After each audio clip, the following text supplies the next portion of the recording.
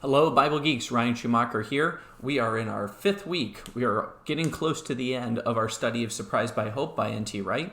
And then this week we are doing Final Judgment. So what we've been through so far, week one was on heaven, then hell, resurrection. Last time we had a fun time on the second coming. And now we're going to make it even more fun. Let's talk about the Final Judgment. And so I'd originally thought about doing this in Salvation and Final Judgment. I've decided to pivot. Salvation definitely belongs with the Kingdom of God next week. We're going to focus on a few topics related to Final Judgment today, and try to understand what's really going on in the Bible when it talks about the ultimate judging of the world. You know, the judging that Jesus is going to do, how the Old Testament informs the New Testament usage of concepts like the Day of the Lord, for instance.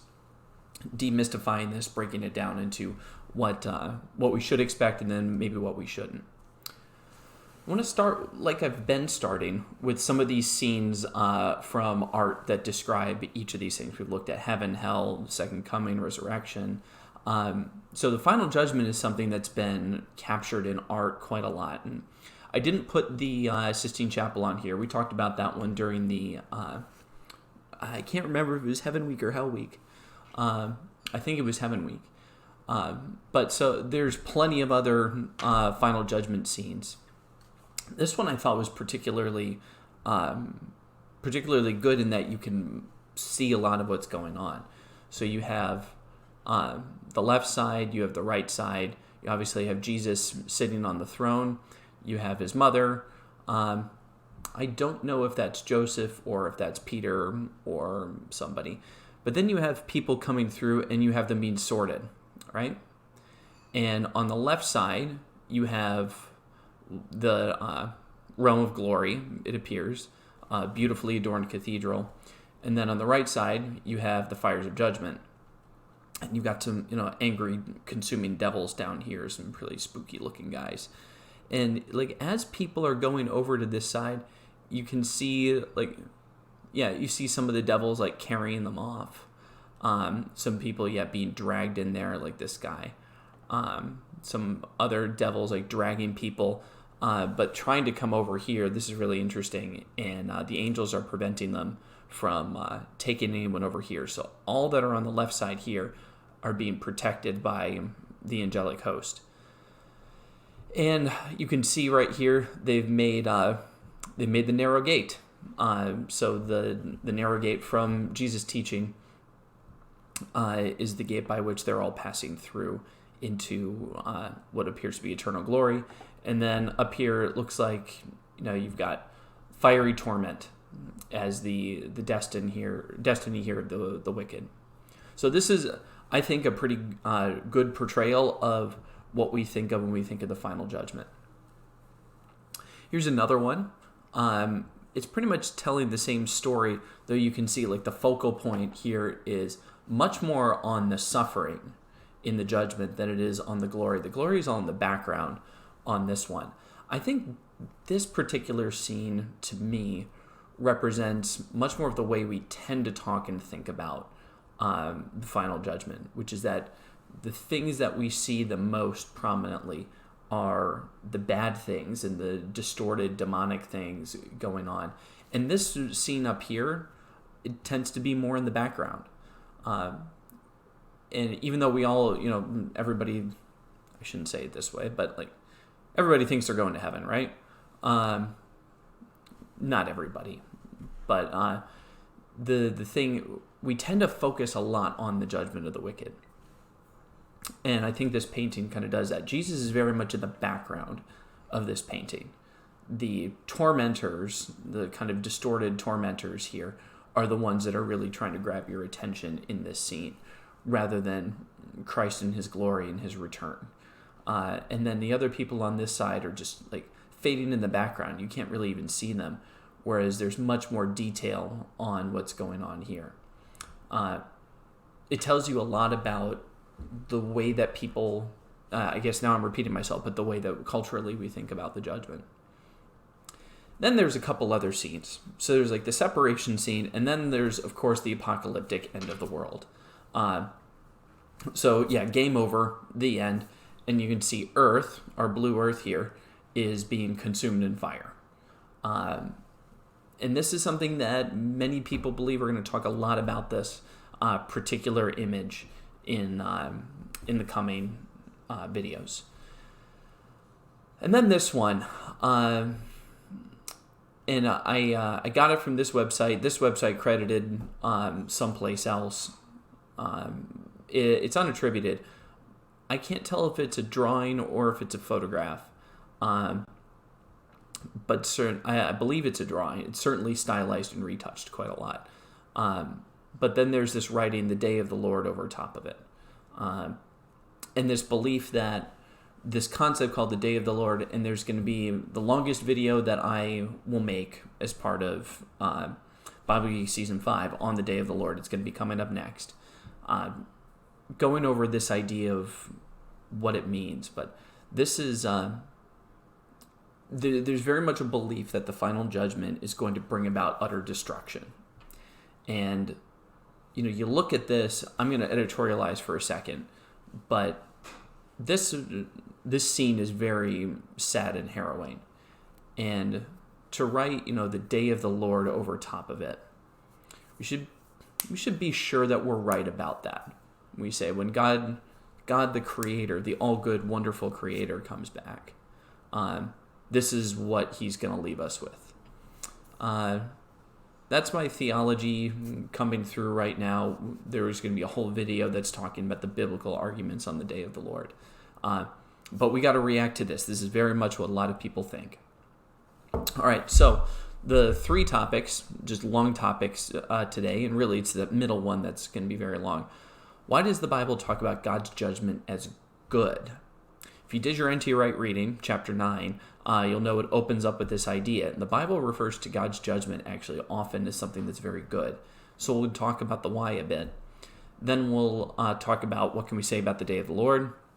And then what happens to the condemned at the final judgment.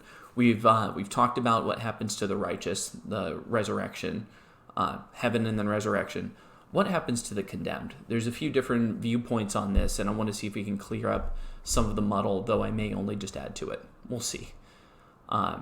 Okay, so I'm going to go over real quick, judgment being a good thing, and pull up a quote from Tom Wright on the opening of chapter 9.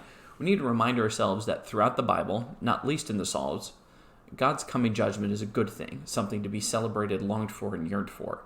It causes people to shout for joy and the trees of the field to clap their hands. In a world of systemic injustice, bullying, violence, arrogance, and oppression, the thought that there might come a day when the wicked are firmly put in their place and the poor and the weak are given their due is the best news that there can be. And this is really interesting. I wanted to pull out some of these psalms and show them to you, because it's really true. As I was just doing my typical Bible reading, I came across these and started socking them away for this video. But Psalm 7, so arise, O Yahweh, in anger, stand up against the fury of my enemies. Wake up, my God, and bring justice. Gather the nations before you, rule over them from on high. Yahweh judges the nations. Declare me righteous, O Lord, for I am innocent, Most High. End the evil of those who are wicked and defend the righteous. For you look deep within the mind and heart, O righteous God. So Yahweh is being called upon. The psalmist is imploring Yahweh's judgment. Come back, stand up against the fury of my enemies. Bring justice. Judgment and justice go together. I feel like in our theology, judgment is taken on a word that's essentially punishment, as opposed to judgment being justice or setting things right. And the psalmists, over and over are going to talk about judgment as actually something that they're longing for. Psalm 9, arise, O Yahweh, do not let mere mortals defy you. Judge the nations. Make them tremble in fear, O Yahweh. Let the nations know that they are merely human. Psalm 10, break the arms of the wicked, evil people. Go after them until the last one is destroyed. Yahweh is king forever and ever. The godless nations will vanish from the land. You will bring justice to the orphans and the oppressed. So, judgment against the wicked is good. Justice is when you just think back historically, that when there are wicked people, we hail the time when justice was finally brought, when the wicked were in charge no more, when some authority came in and was able to push it aside and bring justice to the orphans and the oppressed. And the psalmists request this routinely. Here, even in the post-exilic examples, let the heavens be glad, let the earth rejoice, let the sea roar and all that fills it. Let the field exult and everything in it. Then shall all the trees of the forest sing for joy before Yahweh, for he is coming. He is coming to judge the earth. The trees are excited that Yahweh is coming to judge the earth. He will judge the world with righteousness and the peoples with his truth. And then, let the floods clap their hands. Let the hills sing together for joy at the presence of Yahweh, for he is coming to judge the earth. He will judge the world with righteousness and the people with equity. These are kind of parallel things. I mean, how do we think about that? Creation, this is, we know this passage. Creation is eagerly awaiting God's judgment. We're going to pull up a Bible real quick, because if you haven't guessed it by now, this is Romans 8. For the creation waits in eager longing for the revealing of God's children. For the creation was subjected to futility, not of its own will, but by the will of the one who subjected it, in hope that the creation itself will be set free from the bondage to decay, and will obtain the freedom of the glory of the children of God. This whole passage right here is going to be a focal one for next week on salvation in the kingdom of God. But creation is groaning, like it is waiting for God to come back and judge the world and be in charge. It's not just humans, it's also the whole world. So why was God's judgment good? Yahweh was going to set things right. The godless nations were oppressing themselves and the Israelites, and God's judgment was the justice that would overthrow the power of the pagan empires and install the righteous rule of God to prevail over the whole world.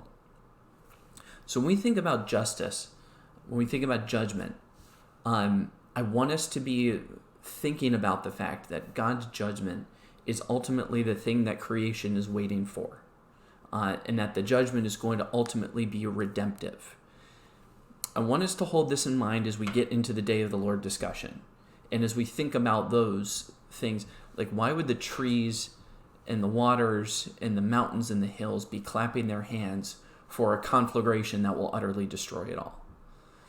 It doesn't really make much sense. And as we get into the discussion about what the day of the Lord means, I think it's going to come out more that God's judgment will not destroy the world, but it will restore and renew it. And that is something to be hoped for. So I think you're going to need to watch the next video in order to follow on in the logic of this conversation. But thanks for watching. Please subscribe, and God bless.